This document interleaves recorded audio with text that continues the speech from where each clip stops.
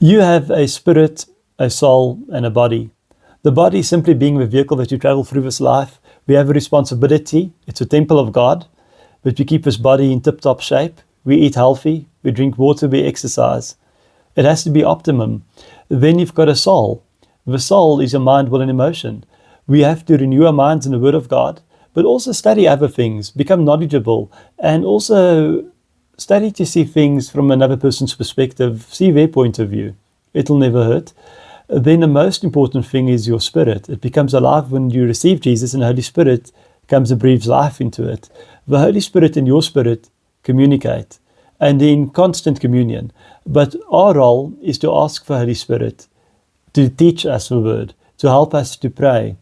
And basically, if you have any decisions to make throughout the day, from simple things like what do I wear today, to things like what should I do, should I speak to, financial decisions, who to minister to, who to tell about Jesus, the Holy Spirit will tell you. Our requirement is faith, to believe in Him, and to believe that He wants to fellowship with us, and then to ask Him. You can also grieve Him, and you can also quench Him.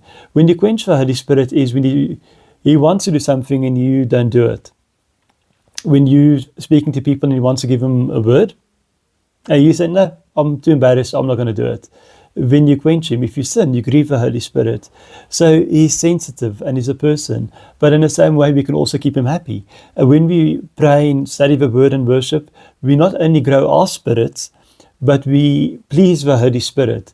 And the more time we spend with the Holy Spirit, the more time we spend talking to Him, the more revelation we'll have, the more of God we'll have in our life, and the better decisions we'll make.